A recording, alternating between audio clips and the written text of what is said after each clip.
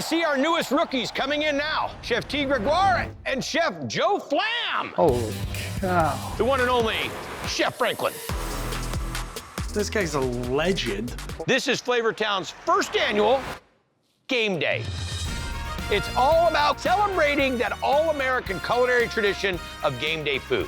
So this week's starting lineup is our breakfast food carts. Second, we have Guy's Grill, a dumpling house, and then, of course, Sonoma Prime, the high-end steakhouse with a cutting-edge kitchen that could put you in the big leagues. It's game day. I'm going Guy's Grill. Let's take it to Guy's Grill. Well, chefs, you know, with a name like Guy's Grill, this place is already gonna generate a winner, I can tell. And here comes the other winner, Hunter. Hello, welcome, chefs. Welcome to Guy's Grill. Today's menu is gonna be a grilled game day favorite, featuring one of the mayor's most favorite snacks, Popcorn. Chefs, your time starts now. Good luck. Let's go. All right. Give me the rundown. You get a pork chop. And we're making a mustard sauce. I'm gonna do a buttermilk popcorn marinade for my pork chops before I grill them. Okay. That popcorn flavor is so delicate. So we're gonna let those soak in that for a little bit, hopefully get that popcorn flavor in there. So for this dish, we're doing popcorn multiple ways. I made some popcorn vinegar that I'm gonna pickle my peppers with. There's not another time in life where I needed to make popcorn vinegar to pickle peppers in. This could be cool. We're about to find out. Chef T, talk to me. I love a good chicken wing on game day, so I'm doing like a little grilled wing with a popcorn parm. Okay. It's supposed to be a play on garlic parm, but it's gonna be popcorn garlic parm. Throw in some fresh parsley as well. Popcorn parm. So you ground up the popcorn, add Parmesan cheese to it. Yep. Great way to incorporate that popcorn. And I'm gonna let that sit to the side to really maximize the popcorn flavor. And then I've got the garlic popcorn cream going right here for my mac and cheese croquettes. The pasta has to be cooked. Then the pasta has to be cheesed. Then the pasta has to be cooled down without making it gummy so that the croquettes will actually hold during the breading process. I'm making a popcorn sauce that has some chipotle, black garlic, bringing a little heat. Then I'm gonna grill my chicken wings. Chicken wings are game day food, especially when they're sticky or barbecued and the grill is done right. So I'm constantly turning those wings and making sure that they're getting even char. You just gotta bring the flavor. I'm doing something a little bit different. I'm gonna do a pork chop. And then I'm gonna take that popcorn, throw it in some heavy cream, cook that down a little, puree it, and make it almost like a grits. Yeah. So, that might work. 4 minutes. Oh yeah, these are perfect. And I toss it all one last time and then I start plating. I'm choosing white plates.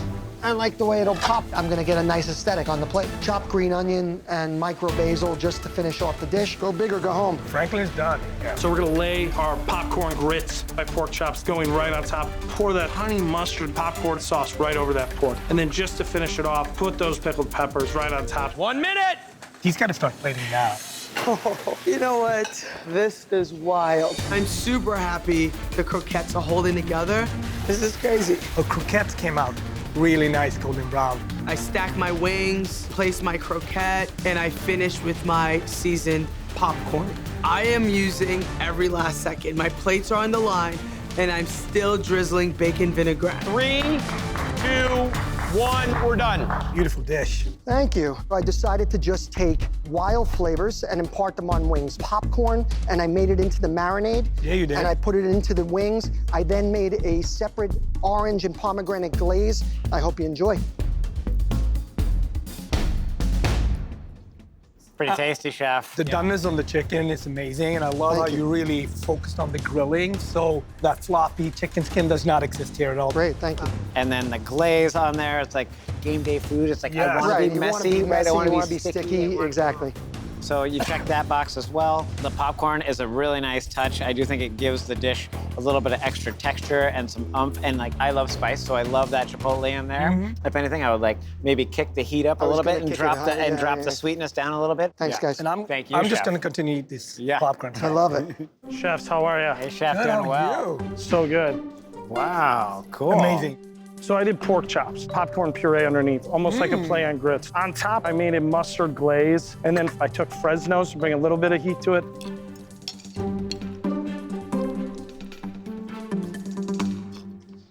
Really good cooking. The chop here to cook on the bone in a competition with 30 minutes. We were like, is he gonna make it? But it rested, it's beautifully cooked. And then that beautiful polenta popcorn, that's the winner. That was really well done. Well, thank you guys. I Well done, appreciate it. chef. Thank you, Thank you, chef. chef. Yeah. Hey, chefs, how are we? Better now, looking Okay. good. Look at that. So I did a grilled chicken wing for you today that's been marinated in popcorn herbs, almost like a garlic parm, but instead a popcorn parmesan. And I did a mac and cheese croquette. Everyone needs a little fried element to go with the grilled when you're having game day.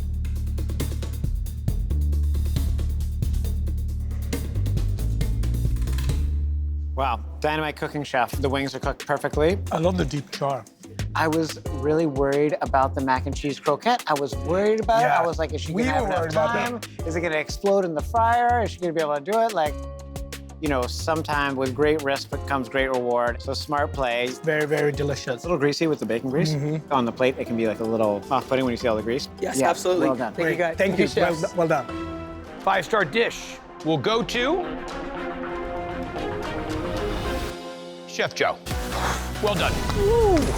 Well done.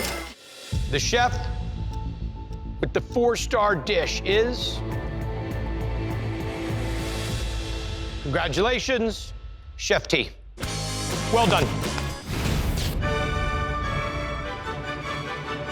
All right, chefs, welcome. Here comes the restaurant host, Hunter Fieri, to give you the play-by-play. Hunter? Look at I this. mean, dressed to impress. Come on. Chefs, welcome to Sonoma Prime. Tonight's menu, we have an elevated game day dinner. If you want to make some extra money in your paycheck, we have 3 upsell items for you. First, we have frozen pretzels for $2,000, shell on peanuts for $3,000, and we have Rocky Road ice cream for an extra $5,000. Your 40 minutes starts now. Good luck. Go. Okay. We're gonna make a burger on a pretzel bun. One of my favorite ways to eat it. Okay. A couple porcini rub, dry-aged ribeyes for your burger patty. 27 minutes. Chef T, talk to me. I'm gonna make a pappardelle pasta, and I'm gonna do a nice skirt steak with a red pepper chimichurri. Wow. What's your upsell ingredients? So my upsell is gonna be the shell and peanuts. I'm gonna finish my pasta dish with a peanut dukkha, and I'm gonna add the pretzels in for a little bit of crunch. A little more pretzel in here. More pretzel, more better. I'm gonna make a burger that these judges have definitely never seen before. Like, forget the bun, we're gonna make a bread sauce. So this is our pretzel and caramelized onions. This is our bun. For the burger itself, I got dry-aged ribeyes in there. I slice of cheese, like a cheddar fondue sauce, rip a quick gas streak, throw those tomatoes in there, and have it as like a bright, acidic ketchup-y component. I got a small window to hit, and I'm hoping I hit it. That's wild, yo. Pretzel-y, oniony goodness. 90 seconds. We're boogieing. Oh, and it looks like a nice doneness on that ribeye. So I'm going completely untraditional with this burger. When you close your eyes, you eat this dish, this is all the flavors of a burger. I laid my bread sauce down as if it were our bun, piece of the ribeye going in there, grabbing my tomatoes in that gas streak as my little ketchup component, cheddar cheese fondue, and then we're garnishing it with a little bit of frisee. 30 seconds, chef. So I just start putting the chimichurri on the bottom. It looks great. Mounding the pasta. It is perfect. Grate some parm. I place the steak. Dukkha crunch goes on top. It looks fantastic. And then, last second, I grab the caviar. It's gonna add luxury to this dish. There you go, chef. There you go. 5, 4, 3, 2, 1. Beautiful plate, chefs. Well done. So I made a burger concept with a pretzel bread sauce to be that bun for the burger. Took that dry-aged ribeye, little porcini rub on there. Then on top, I made a cheddar cheese fondue. Took some cherry tomatoes and did kind of a quick candy on those to be your ketchup part of that burger as well. The sweetness of the cherry tomatoes elevates everything else on the plate and adds like a little extra texture. And my hat's off to you. I mean, I feel like I'm gonna be making pretzel bread sauces as soon as I Yeah. get home, you know? Yeah. It's like, I do think part of fine dining is making it so elegant for the guest. And it was a little, not chewy, but it was a little bit hard to get into the meat. Sure. It is a chive fettuccine. And then on a game day, if I'm not having chicken wings, I'm definitely having a nice grilled steak. So I did a grilled hanger steak for you. Yes. And everything is tossed in a roasted red pepper chimichurri. And my 2 upsells are in the Duca Crunch. On top of the steak is a little caviar.